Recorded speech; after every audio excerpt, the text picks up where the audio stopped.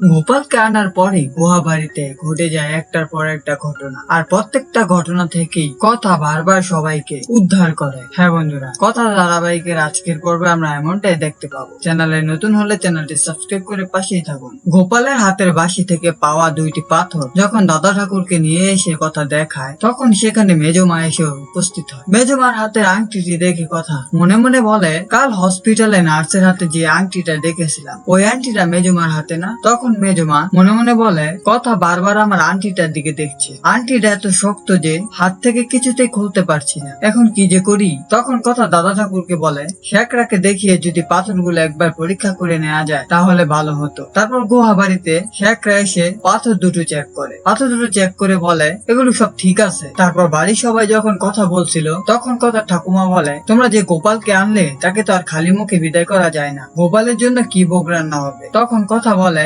গোপালের জন্য আনারসের মোহনভোগ তৈরি করা হবে। তখন পাচক মশাই বলে, কি ভোগ? তখন কথা দাদা ঠাকুর বলে, ওসব তুমি বুঝবে না, ওসব শুধু কথা মাই পারে। তারপর বাড়ির সবাই মিলে ভোগ তৈরি করে। তারপর যখন আশ্রম থেকে লোক আসে, তখন সবাই তারা অনেক নাচ গান করে। তারপর বাড়ির সবাই যখন পাচক মশাইকে বলে পাচক মশাই একটা গান গাইতে, তখন কথা বলে, পাচক মশাই আপনি একটি গান গান। তখন পাচক মশাই সবাইকে না করে দেয়। তারপর কথা গোপালের সামনে গিয়ে বলে, তুমি ভুল বোঝো না ঠাকুর, তুমি তো জানো উনি এমনই। হ্যাঁ বন্ধুরা, কথা ধারাবাহিকের আজকের পর্বে যদি এমনটাই হয়, আপনাদের কেমন লাগবে কমেন্ট করে জানাতে ভুলবেন না।